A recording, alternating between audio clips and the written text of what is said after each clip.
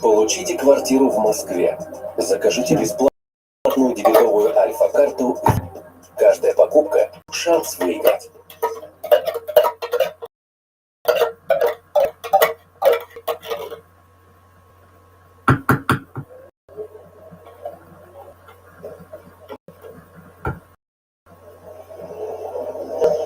Товарищ офицер, 5 минут отошел поля. День Святого Валентина. Слепого? Чего?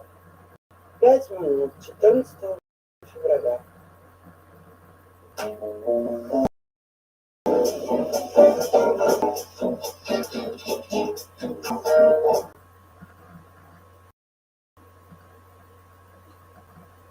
Keep 2 okras in your pocket, 1 rhubarb in your left pocket, keep being ketosis forever.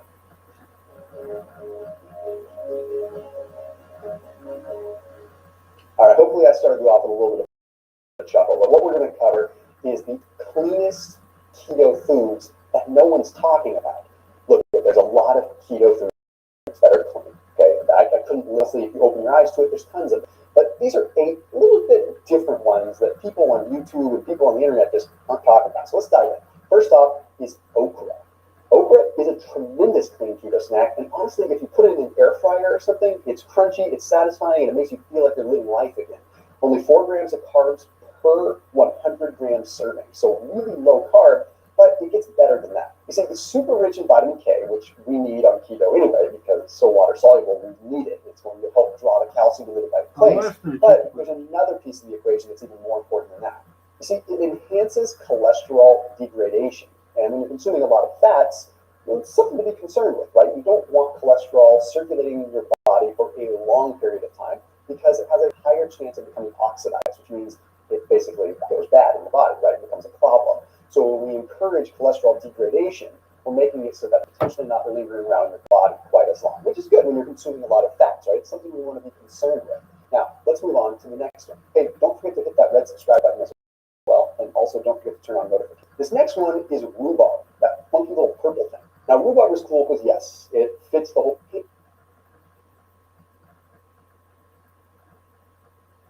Tons of them. But these are 8 little bit different ones that people on YouTube and people on the internet just aren't talking about. So let's dive in. First off is okra.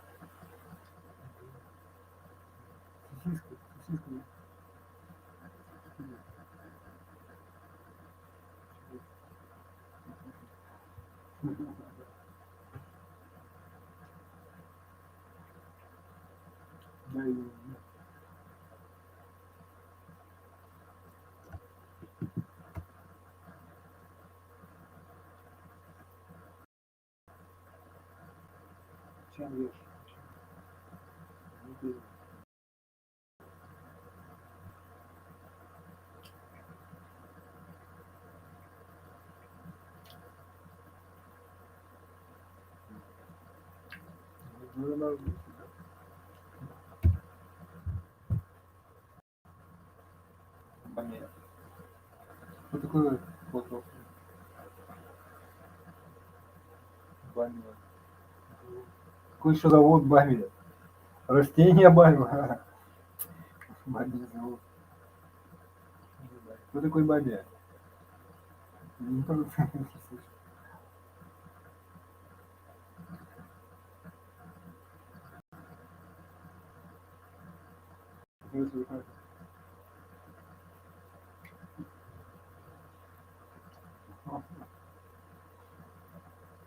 Нет, он такой жесткий.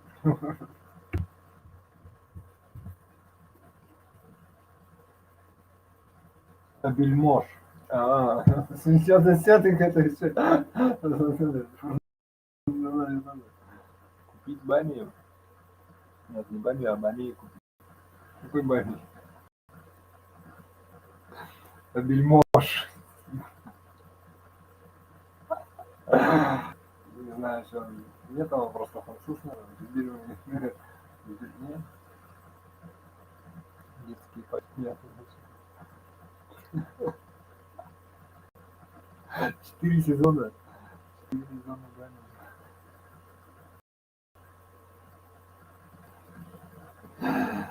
Я что ли?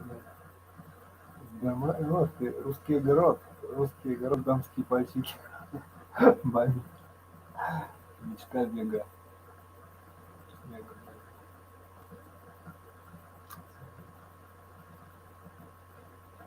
Кто такой, я таки не понял.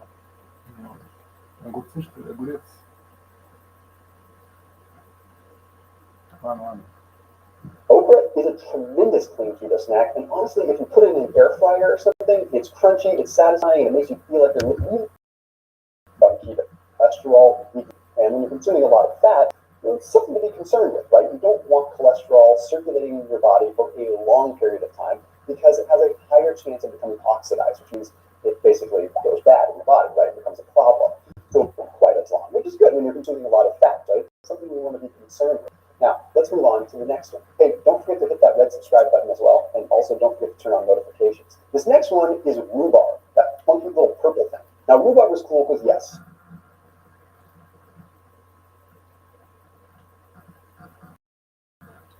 Чё, пылесос?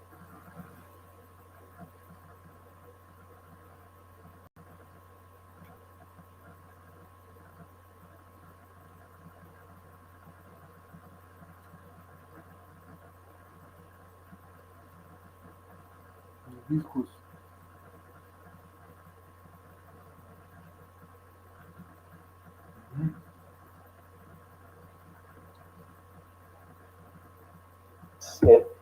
this next one is rhubarb.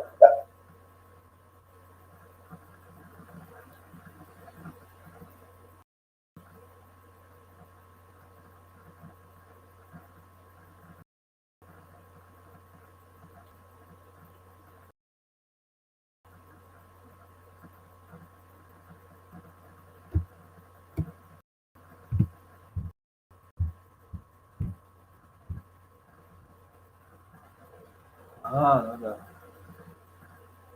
Funky little purple thing. Now, rhubarb is cool because, yes, it fits a macronutrient profile, but it contains a unique antioxidant called anthraquinone. Now, what does this thing do?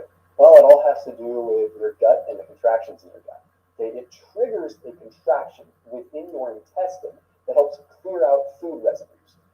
Kind of sounds nasty, but in reality, if we want our body to have the proper clean signaling, and we want proper absorption and want proper nutrient utilization, we can't have food residue lingering in our gut. It's called the migraine motor complex. So rhubarb contains this unique compound that allows that to happen a little bit more aggressively. It doesn't mean that you're going to be running to the bathroom. It's nothing like that. It's just stimulating the rumblings in your tummy a little bit to help clear out some of the potential waste. But in addition to that, it also does other things in the gut. It promotes the expression of specific proteins called junction proteins, which help basically lead and kind of build the lining of the gut, these junctions that are in our gut. Now, I beat it to death. I always talk about lipopolysaccharides and toxins absorbing through the gut and yada yada, typical health nonsense stuff. Not really nonsense, but anyway, is that this anthraquinone plays a role in making sure that those junctions stay tight and that the proteins form, giving a nice hermetically sealed gut the way that you want it to be. Next one, oysters and shellfish, specifically oysters, but I'm going to talk about some other shellfish too. These are some of my personal favorites. I'm always diving into smoked oysters or canned oysters or fresh oysters if I can get my hands on. Why? Well, they're they're a superfood on keto, if you ask me. 80% of your daily value of vitamin D in a small 100-gram serving. I don't know if you realize how powerful of a punch that is, but that's exceptionally powerful. And vitamin D is not just a vitamin, it's a hormone, it's a signaling device. It helps us with muscle, it helps us fight sarcopenia, muscle wasting, it helps us with testosterone, so many different things. But it gets even better than that, okay? 300% of your daily value of vitamin B12 in the oyster too. Okay? Water-soluble vitamin that we typically urinate out, especially on keto when we pee a little bit more. But even better than that, 605% of your daily value of zinc in a 100-gram serving. Zinc is my favorite mineral outside of magnesium. Okay? Zinc plays a huge role in testosterone function in our immune system. It also serves as a receptor for thyroid, so our metabolism can stay elevated. It is so potent. In fact, if you have that 100-gram serving of oysters, you probably don't want to have any more zinc because they're on the upper end of what you didn't want to take in. That's a different story for a different day. When we look at some of the other shellfish, right? We look at things like scallops. We look at shrimp. These are also super rich in zinc, right? Zinc is better than that. 605% of your daily value of zinc in a 100-gram serving. Zinc is my favorite mineral outside of magnesium. Okay? Zinc plays a huge role in testosterone function in our immune system. It also serves as a receptor for thyroid, so our metabolism can stay elevated. It is so potent. In fact, if you have that 100-gram serving of oysters, you probably don't want to have any more zinc because they're on the upper end of what you didn't want to take in. That's a different story for a different day. When we look at some of the other shellfish, right? We look at things like scallops. We look at shrimp. These are also super rich in zinc, and they're often overlooked because we're always looking at meat. We're looking at just general land meat. Well, a lot of times, these kinds of things like oysters, like shrimp, they're a lot more sustainable too. So you can feel pretty good about eating them. But if you get the right kind, they're super clean too. My usual go-to for any kind of scallops or shrimp, stuff like that, is going to be ButcherBox. I put a link down below if you want to check them out. That way you can just get it delivered to your doorstep. So when we're going through these odd times and everything like that, it might be a little bit easier just to get it delivered to your doorstep. Do it whether it's an odd time or not, because it's just easy. Just get tired of going to the grocery store unless I'm filling a grocery haul. But anyway, there's a link down below to check out ButcherBox. So they do have grass-fed, grass-finished meat as well. They have your good chicken. They have pork. They have everything that you could really think of. But in this particular case, I really want to focus on their shellfish, their scallops, their shrimp. They're really good categories there. So check them out down below in the description if you want to use what I use. Now, the next one is artichoke. You probably had some artichoke in the description if you want fish. Got everything that you could really think of. In this particular case, I really want to focus on their shellfish, their scallops, their shrimp.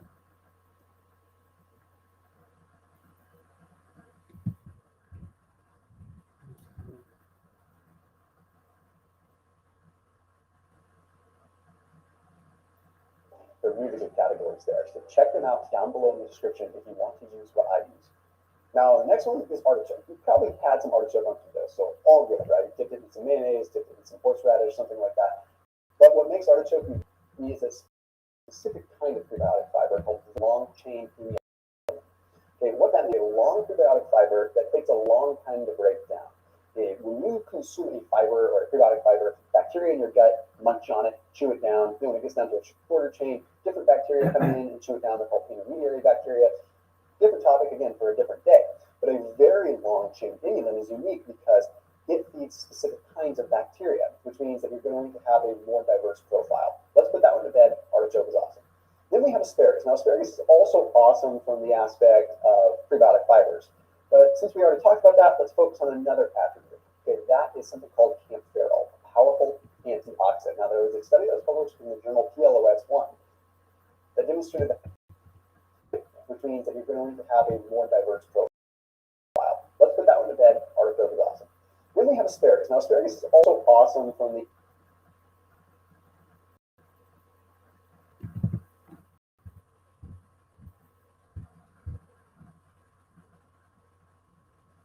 aspect of prebiotic fibers.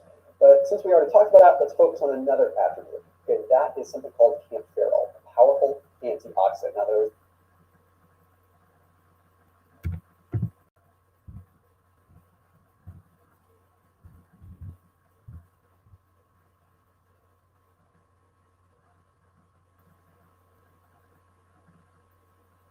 was a study that was published in the journal PLOS1 that demonstrated that camphorol has the ability to limit lipopolysaccharide signaling. Lipopolysaccharides are those little suckers that are in our gut that we don't want getting into the bloodstream. Okay, they're essentially pathogens in a way. They're not supposed to go to the gut there. Well, when they do, they send a signal, and that signal can trigger an inflammatory cascade throughout our body. And it turns out that Camphero can not only prohibit those little guys from coming into the bloodstream, but they can also slow down the signaling, so we're not having as big of an inflammatory response. So yes, asparagus is great for prebiotic fibers, but also great because of Camphero, and why you should be adding it in. The next one is Pecorino Romano, cheese. Yes, cheese makes the clean keto cut, but a specific kind of cheese, right? Okay, Pecorino Romano is a sheep cheese, so it's made from sheep milk. Sheep milk and goat milk is a different kind of protein, higher quality protein called an A2 protein. So the casein proteins have a different effect within the body, which makes it good as is. But the sheep milk also has a lot of MCTs, right? MCT oil, good for ketones, good for getting into ketosis, good for staying in ketosis, good for creating energy in ketosis. That's all fine from a metabolic aspect. But did you know that it also has a higher concentration of CL?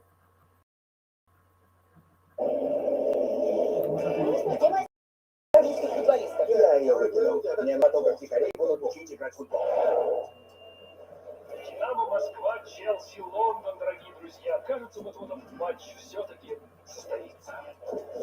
Проиграем, да, Михаил Юрьевич? Ты же тут какаешь. Я не влюбляю в себя, лучше русского. Русские пьют водку, поэтому все. Продается не монстр, Они все умерли, продается блядь. история То есть любви. они все были тупые, все И умирали. красотки. Блядь, Лучший давно игрок все- русских влюбляется в молодую Да, красивую и женщину. они были умные такие, да. CLA, conjugated linoleic Да, acid. не себя. Now, CLA has been demonstrated in a lot of studies to have beneficial effects in a modest amount on weight loss. Okay, so what the heck? There's a study that was published in the Journal of Nutrition, Metabolism, and Cardiovascular Disease that found that just consuming a little bit of Pecorino Romano each week had a very powerful effect on helping us out with weight loss. And it has to do with the fact that, well, you guessed it, there's high amounts of CLA in it. So, yep, you can have your cheese and eat it too. Now is one that we forget. We drink olive oil like mad, right? You know, right? We drink it. In fact, we cook it, everything, right? But when it comes down to olives themselves, they're a little bit overlooked. We think, oh, there's a couple grams of carbs in it, but the olives are what are packed with the antioxidants, right? Sure, you get some of the monounsaturated fats, but olives are a tremendous snack. Put them in a little baggie, carry them around with you, you're perfect, okay? You have a good amount of course, the monounsaturated fats that we want, but even more so, we have the hydroxytyrosol, which antioxidant that you really want out of olive oil in the first place. You're getting in a concentrated form with olive.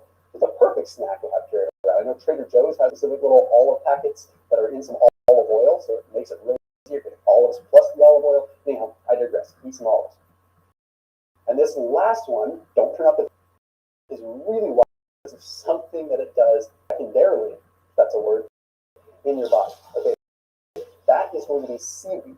Super sustainable, easy to eat, easy to get your hands on, easy to harvest. There's not going to be a shortage of seaweed anytime soon. But it's rich in something called fucoxanthin. Now, fucoxanthin has been seen in lots of studies to help brown white via the activation of uncoupled proteins. That means that the white fat that's on your body that is just there for storage and energy and insulation get metabolically activated and turn into brown fat to trigger an actual metabolic response. Brown fat is metabolically active, generates heat, meaning calories diffuse as heat through the brown fat. We want to turn white fat into brown fat. So this fucoxanthin could be a powerful thing. That's why mermaids are so ripped.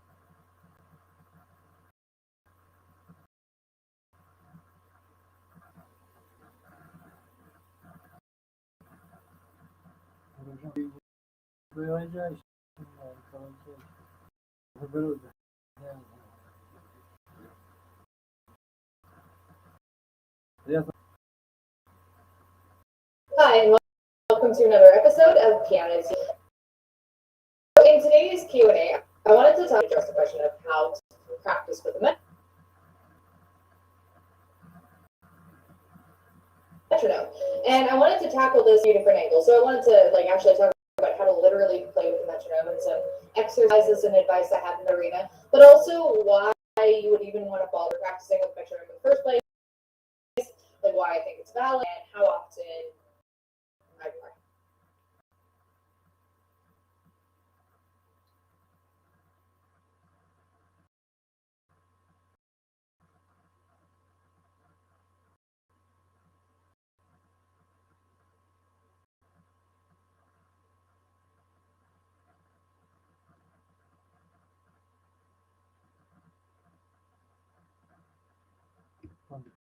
Sounds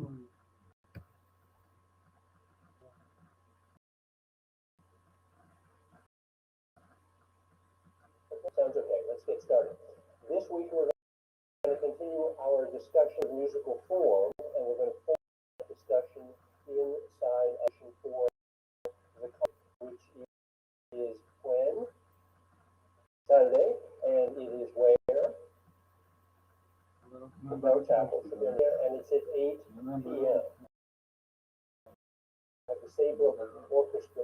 Today we're going to call it theme and variations and voices that's on that concert.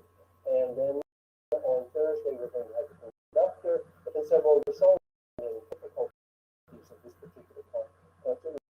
Get us alerted to the sort of thing that we should be on the lookout for as reviewers.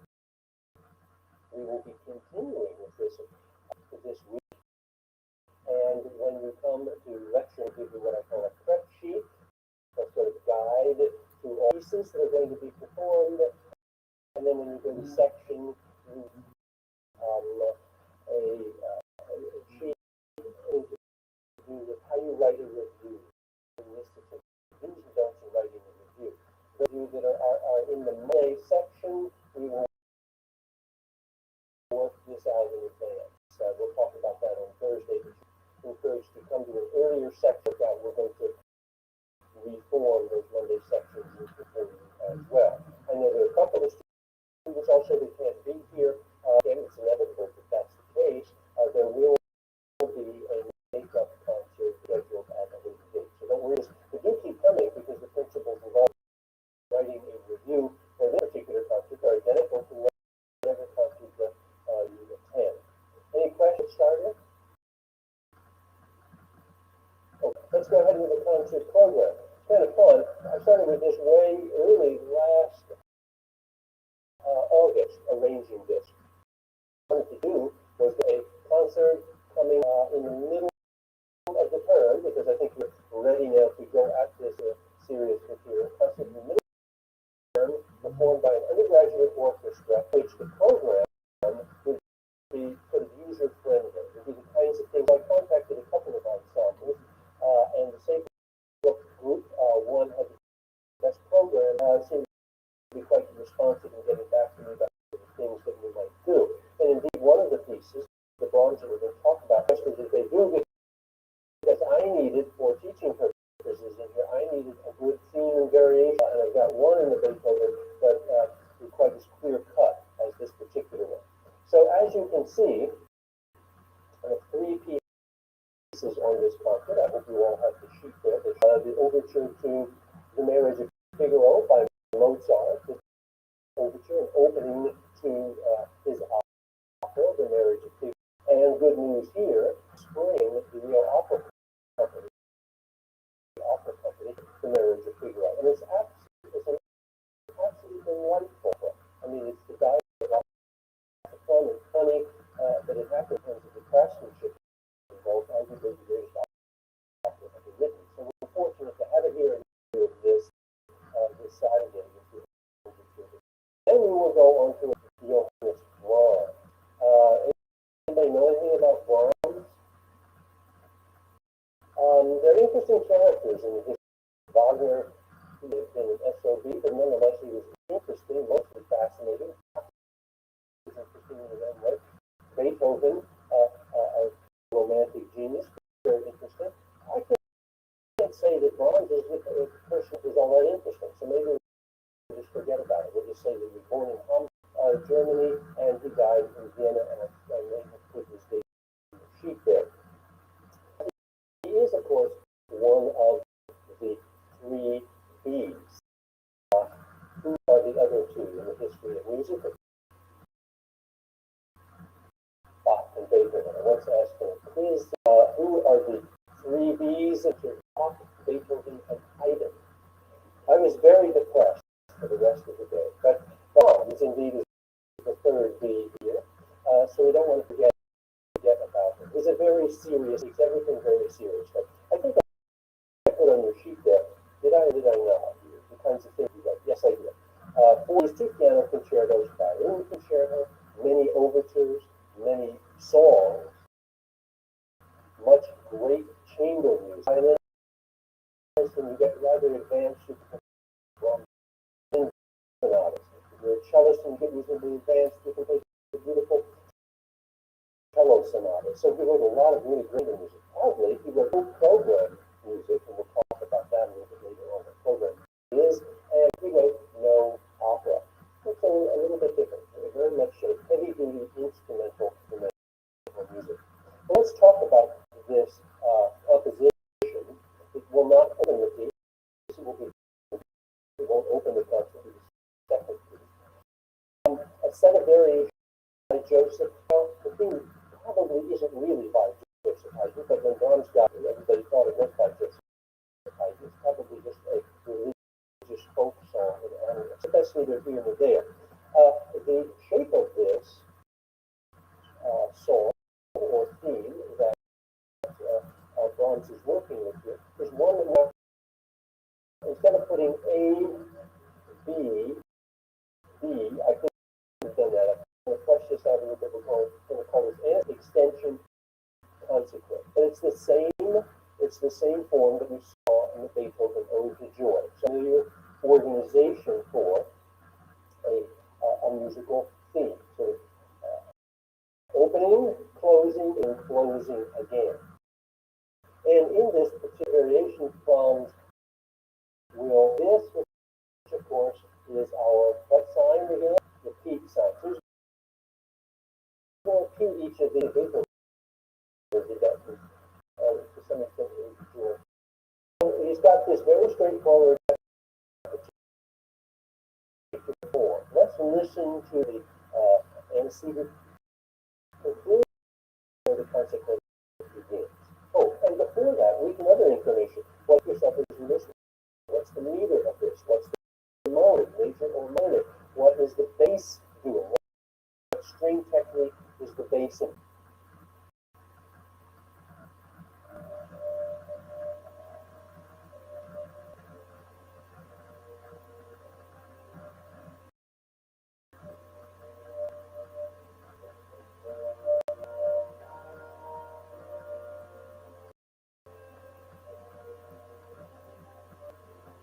Okay, that's the consequence. Now he's going to repeat it.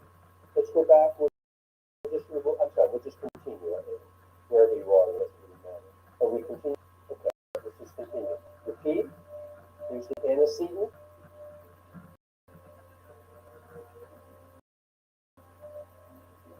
Here's the consequent.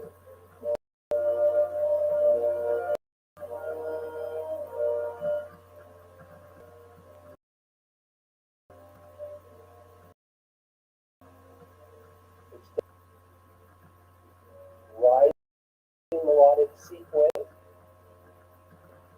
and descending melodic sequence.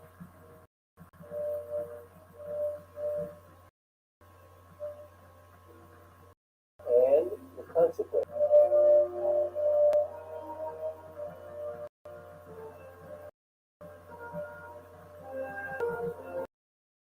Okay, let's pause. We're just going to pause again.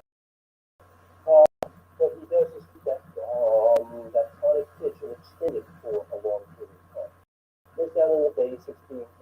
This is a device that derives an organ technique or organ put on a particular key, and we call it pedal chord. So what Brahms is doing here is going to be extending this tonic harmony by means of a pedal chord. So let's listen to this.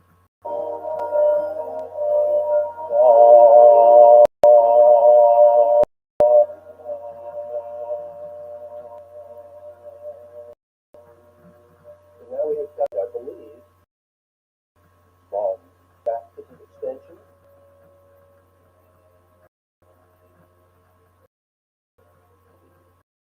Now back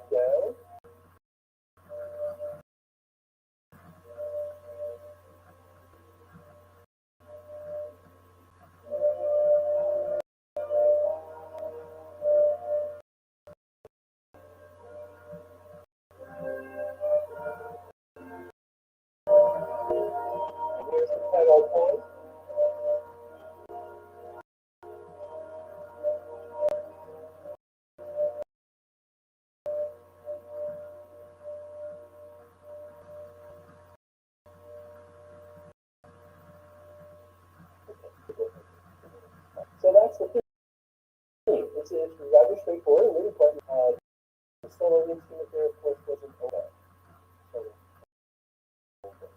So now we're going to do all these variations on your sheet. What about these come in with the stop clock? You have your watch, or it's set in a way that in 2 minutes and 19 seconds you expect the first variation to come in.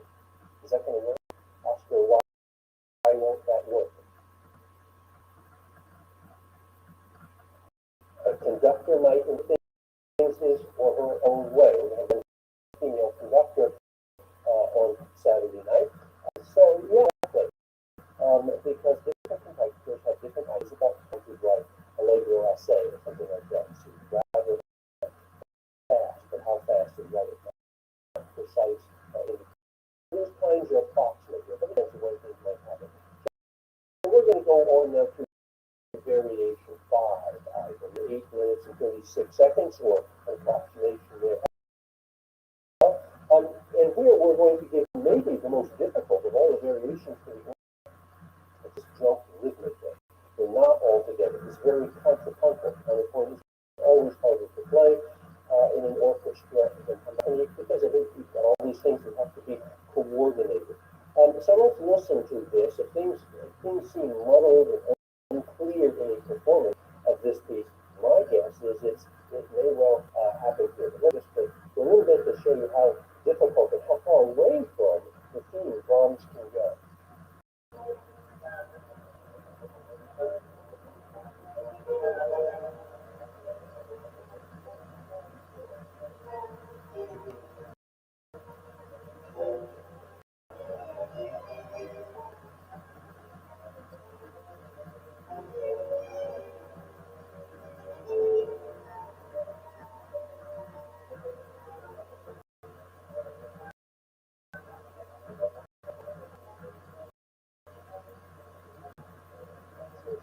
So it's hard to read it in terms of the rhythm rate. You're actually sure where the beat is because there's so much syncopation. I think that's a very fast 1, 2 with a triple separate.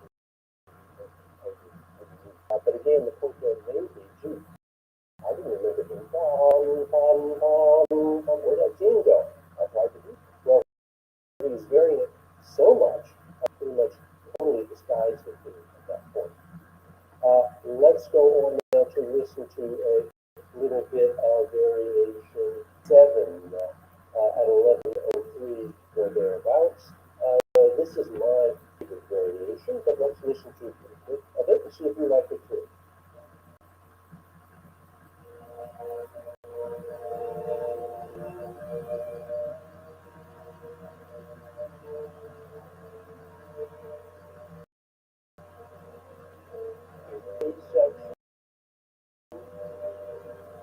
C. Да.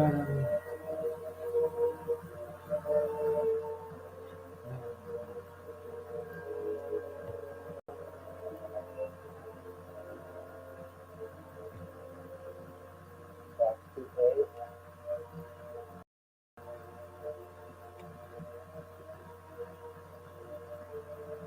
Pause it there. Yeah, what am I doing up here? What is this? Well, what I'm trying to do is indicate what we call a pattern. It's one of these, you see, they have a 2. Should have a triple subdivision. And the conductor, if that 2 is slow enough, might go 1, 2, 3, 4, 5, 6. 1, 2, 4, 5, 6. So it'll be interesting to see. Maybe we should ask the conductor on Thursday how he or she, I forget who's conducting exactly which pieces, but how he or she is going to conduct that. It's going to be very slow, too like that, or it's going to really show vision. If he's showing the subdivisions, that's probably the suggestion that maybe he or she doesn't have as much confidence in the orchestra and wants to really show that beat very clearly, rather than with the very experienced group that is kind of give large patterns and then get people to put it all together. Now, continue with this. Let's move up to 12:18, please. And then we are now at this spot. We're going to have the extension. And it's kind of fun to watch what Brahms is doing. Brahms is obsessed with rhythm. And it drives you nuts when you're a performer of this stuff. One, he's obsessed two is obsessed with rhythm. He changes things even when he doesn't need to change things. I remember accompanying my last child in the Brahms sonata, and I would have to continually change hand positions for no good reason. It was kind of arbitrary that he wanted maybe just a slightly different sound to it as the sound before. Beethoven would have been satisfied with, and most been satisfied with, wouldn't suffice for him. So he's obsessed with variation, and he's obsessed with rhythm. And as we listen to this passage, we will see the basic 1, 2, 3, 4, 5, 6, 1, 2, 3, 4, 5, 6, and then suddenly he will change it. 1, 2, 3, 4, 5, 6, 3, 4, 5, 6, 1, 2, 3, 4, 5, 6. Emphasizing this way. That music is called Pianiola. It's probably some kind of Greek root there having to do with twos and threes. I'm not really sure.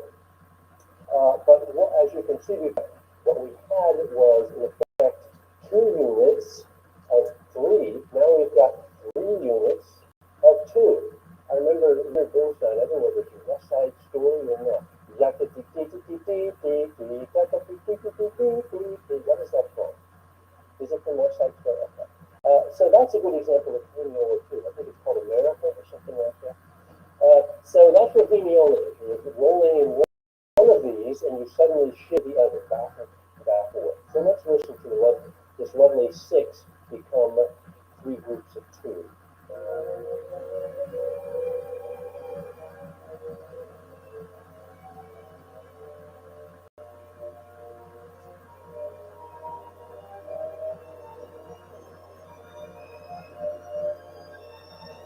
One, 2, 4, 5, 6. 1, 3, 4, 5, 6.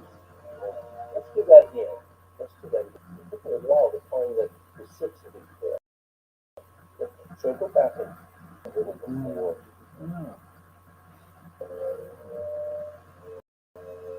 So here's E.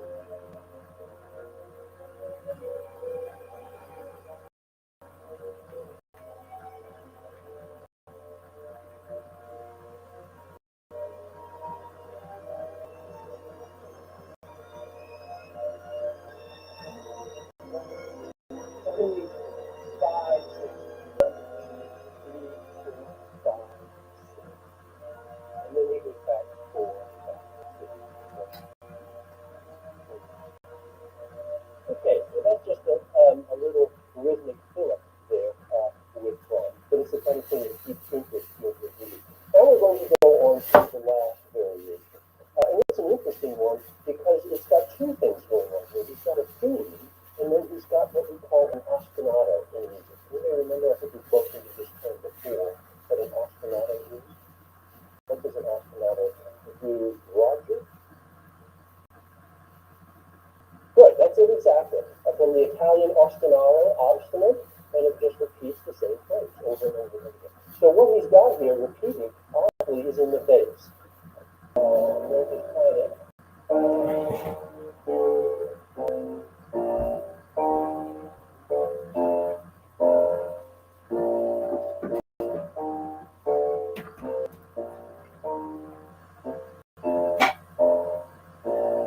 Repeating over and over and over.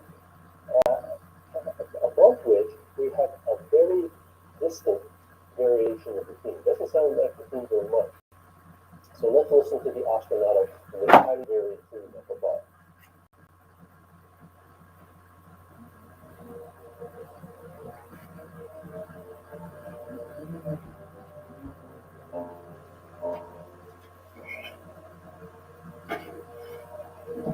Can you hear the bass?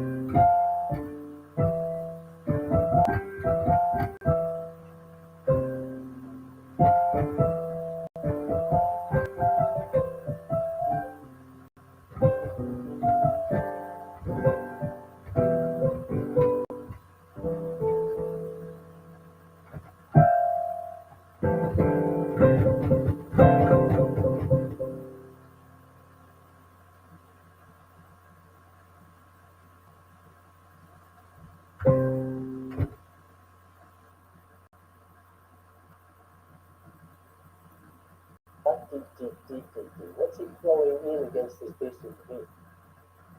What's that? We talked about it before. We're coming on with one, one and two, and one and two, and yati, di, di, di, di, di, di, di, di, di, di. What's different? Okay?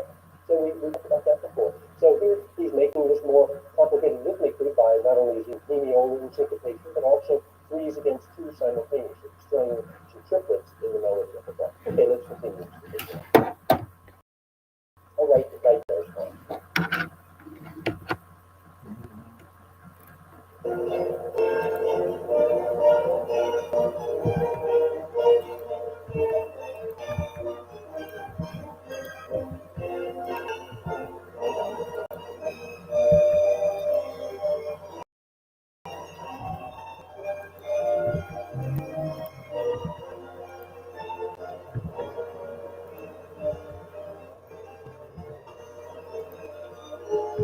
So at this point, you say, what the heck happened to my finger? I don't remember that at all. You sort of lost track of that as this ostinato bass is thrown away underneath. But gradually, what he does is take that ostinato and move it up into the upper part of the register of the orchestra, and then gradually make this transform back into the theme, to magically transform itself back into the theme.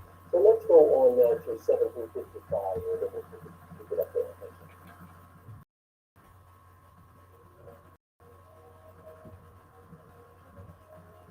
Sounds very confused, but if you listen to the upper register, you can hear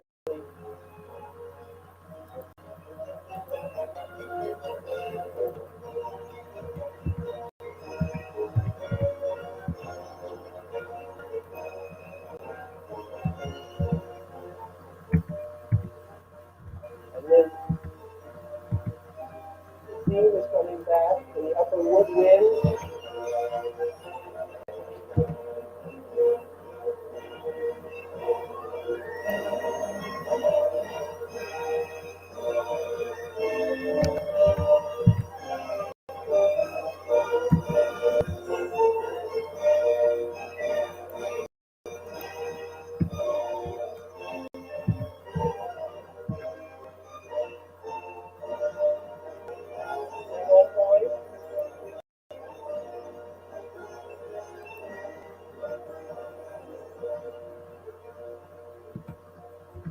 Okay, so now you think the piece is over. Going the tempo way down. Sound diminishing. Let it right here.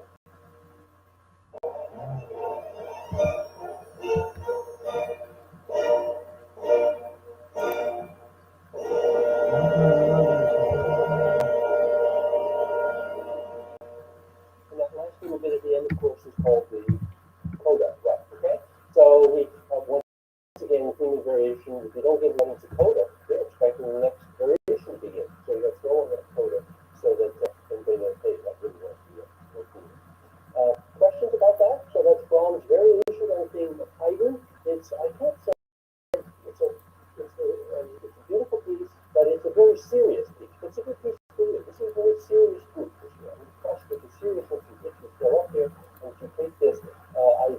Sometimes I see that you actually look at the classical stuff that we're doing than in the pop stuff, which is not usually over the years doing with the records. Okay, a question. Yes, Denver? Yes, however disguised it is, the question is the framework of the theme always this ACEC business? No matter how far he goes melodically from the original pattern, how complex it is, how important rhythmic permutations he becomes in this new framework of the ACE. Admittedly, it's pretty difficult to hear sometimes. Yeah, please. Microphone. That is just with this piece here. You can work with other composers, Paganini's variations, on and off, for example, where the length of the variations will become very different, and it won't be, I like to say, boxcar-like as this arrangement. This is car-like, even though it's very diversified, being an order of boxcar. Two good questions there. Thanks. Having finished theme and variations for the moment, let's go on to talk about rondo. R-O-N-D-O. Rondo. Is that really true? Well, it goes by a couple of different names. English call it rondo form, and Mozart wrote, and I've looked at a lot of his autographs, when to write rondo, R-O-N-D-O. Seems France, on va dire rondo. C'est du rondo, monsieur. But if you go to Italy, they would call it ritornello. Ritornello. And that's these Latin languages are so wonderful. I think they're really playing with the vowels. So it's the same idea. A rondo and a ritornello is the same principle. And oddly, the principle develops right out of the thing written about, and Frederick introduced this to the idea of verse and chorus. What's involved here is really one musical theme coming back again and again. And this goes all the way back to the Middle Ages, where they would have soloists sing voices, and then everybody would sing chorus. And the thing that we all remember is the chorus. That's the big ticket item. That's the thing that everybody's doing. So that's the thing that keeps coming back again and again and again. So this, in an odd way, I think, is the easiest of these forms to remember. If you hear some music, you get music, and then hit your face with that same music again, then something else. And you get hit the face with that same music again, then something else, and then same music again. That's rondo form. And you can put names in different languages, but the idea is the same. And as I suggest, it's primordial. I think on your sheet primordial it is. I even gave you the text of the rondo by Gubaev. It goes all the way back into the 15th century. We don't have that far, and you can see we'll end up today with the rondo by Sting. So this has been around for a long time, this particular form. Let's have an introduction to it by listening to a reasonably well-known piece by Joseph Gubaev, who was a composer in residence at the court of King Louis XV at Versailles and Paris in the early years of the 18th century.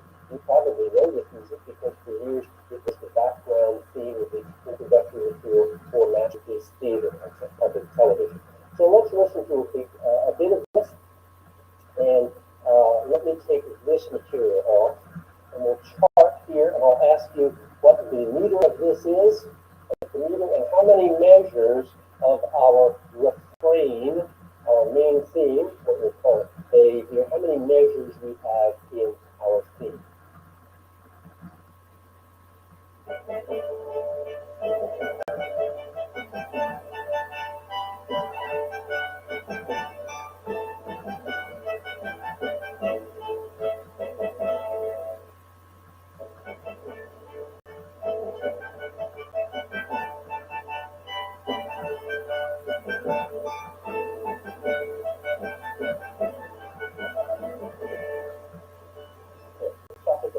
So what did you think about that? What's the meter? Well, I was trying to give that a break. Sometimes you listen to music, you can't stop yourself. It's like the end of see that movie? Yeah, it's a piece in depot meter. How many measures did we have in our theme? How many measures did we count there? Well, let's listen to it again. Right back to the beginning.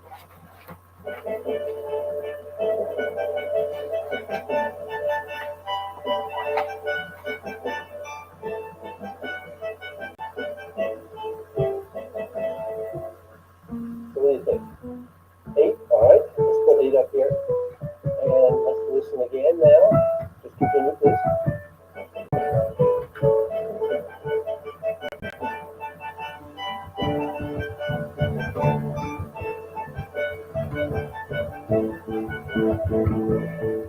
So we stop it there. We had how many there? 8 again. So everything is always 4s and 8s, and we should know not exactly. Just that we're counting measures here in the bronze. This means sometimes there's 5 measures. But this one happens to be a different, more common. And actually, in reality, this is just slightly different than the first 8. Any of these slightly different. So there we are. We've got our refrain, our theme, our big A idea. Now let's go on to the next material.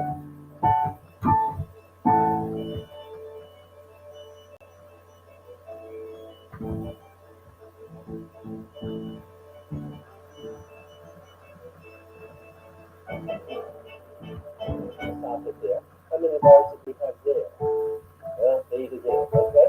So we could call it DVD. But it is a different organ there. We could call it a VIVL, or we could even call it an X. That's something different. Something different. And that lasted for 8 bars. Back it up just a couple, and if you look at this, and get back into that B, and then we'll go on to the next thing.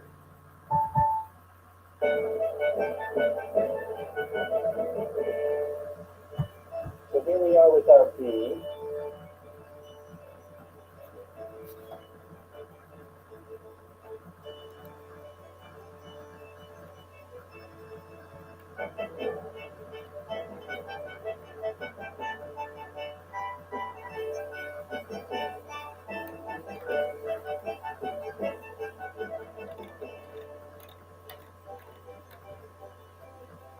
Let's stop it there. So what happened to our A this time? How long was it? We're still B. Did we get it again? No. We got just one statement of it. Why didn't we get it again? Well, maybe we didn't need to get it to us again. Ever watch television commercials when they first come on, and then what happens to these commercials a couple of months later? What do? Okay? Yeah, they shorten it. They run a 60-minute version of it, then a 30-second.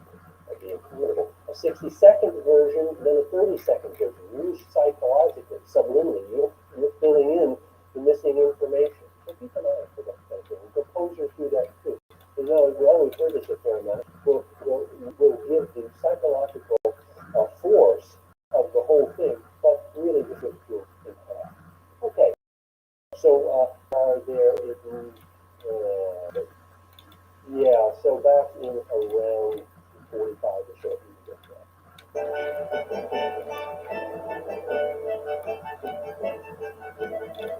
Okay, here we got a count now.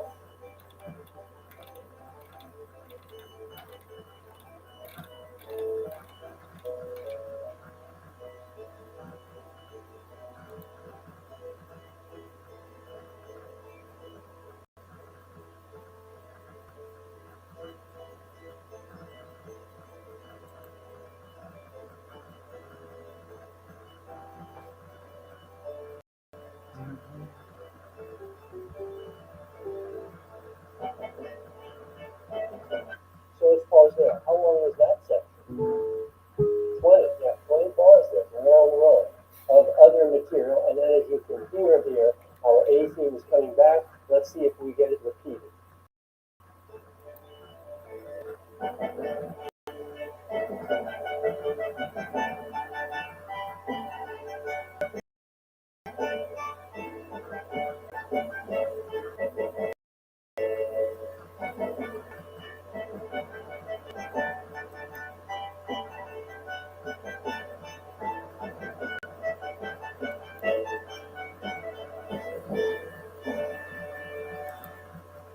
Is there a coda there?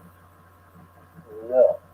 How did this particular group of performers make the piece sound as if it were ending? Dan, Angela? He retarded. Slowed it way down. So that's another way of getting a sense of hand here, rather than throwing in some extra bricks to say the thing as the key. All right, so that's one rondo. Let's go on to a more sophisticated rondo. We're going to go on to one by Vivaldi here. Now, this is in the ritornello form, as you'll see when you read the textbook, but the principle is the same. We have a theme that keeps coming back again and again and again. And you all know this theme. You've probably heard it at Starbucks or Humboldt 8 zillion times, right? Anybody sing it? Anybody remember what the Vivaldi string concerto sounds like? Okay, Angela's on a roll this morning. So listen out, don't be shy.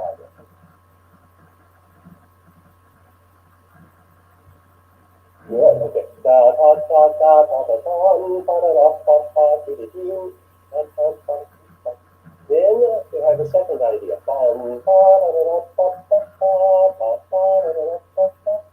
So here it's kind of our main theme here, really kind of two ideas, A and B. But we're going to, just for the sake of argument here, just call this big A. Okay, so that's the theme. So let's listen to a bit of this. Oh no, we don't even have to listen to this because Angela is the ritornello. So let's go on to the first X here. We've got something else coming in, and it's Vivaldi's attempt to write birds chirping away on a beautiful spring morning. So let's listen to the birds here.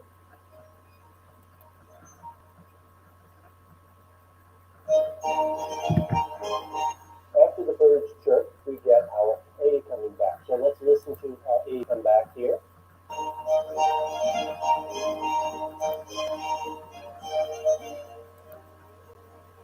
Okay, so now we're taking a walk through a beautiful forest in the spring day, and we see a babbling brook. And the brook is foaming, surging away. So that's what we've got here.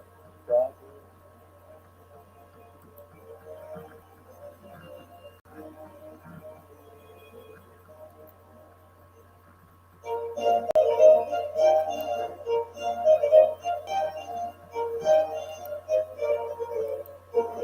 So what was that we just heard? Dum dum ba dum dum dum dum.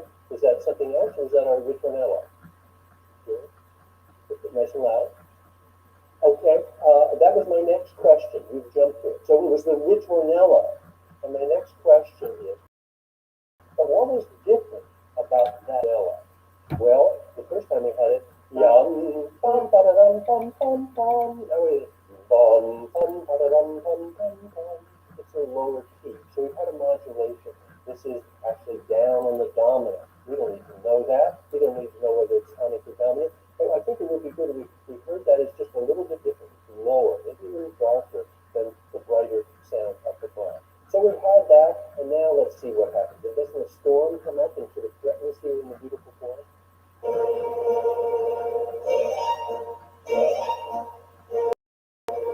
Lots of tremor, lots of agitation.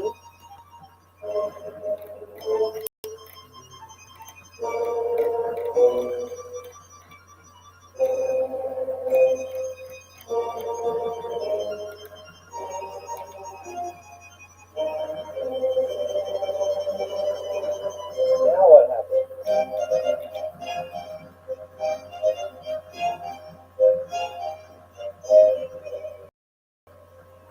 Okay, yes, that was our ritornello coming back, our theme coming back, but how is it different?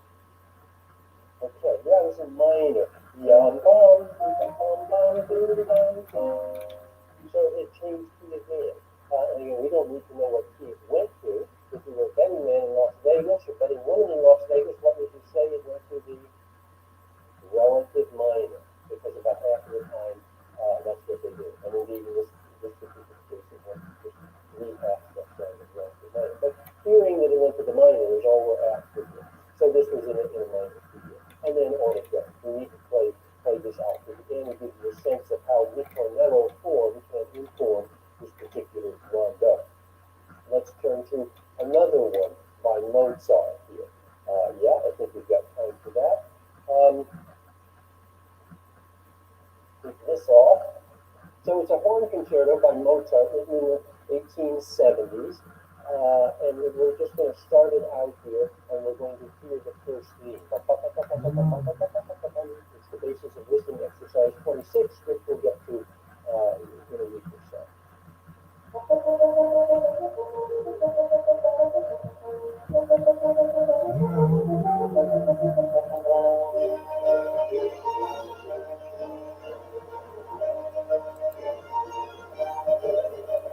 Okay, let's stop there. Why is this an easy thing to remember? Because it's full of it's a lot of the same thing. And it actually starts down and it kind of goes along like that. So we keep a mental graph of this with our X's. Now, in a second, and then the orchestra repeats it. Then in a second, the B theme is going to come here. And it's going to be very different.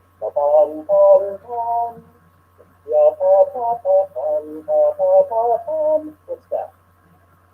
Arpeggio, okay? So instead of using repeated pitches, we mark the B section of this by the use of lots of leaps here. We're going to have lots of space between the X's. And then it's going to have a couple of different motives in here, but they're all very sticky. They're all very disjunct.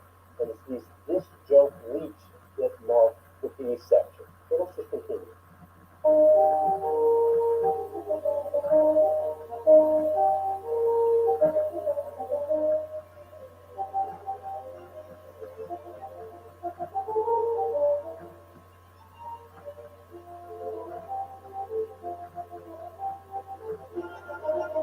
More jumps.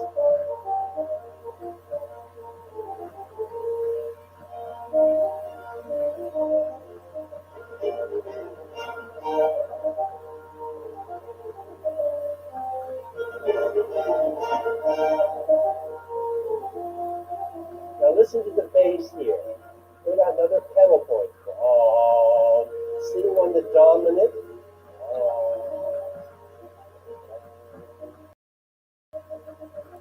What's this?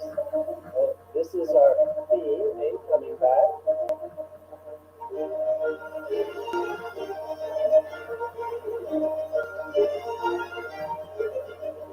Okay, we're stopping here. So here we are at this particular juncture. Notice each time the French horn plays the theme, then the orchestra repeats it. Now, as we go into this section, we'll get a new theme. It's C. And it will be marked by an interesting development.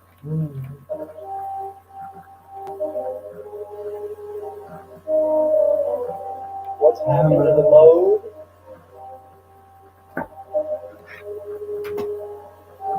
So what happened with the beats there?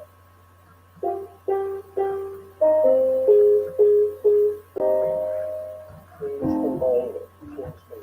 So we're moving fast here. We're doing all this in just one here. So there we are. Our C section is marked by minor. So let's continue.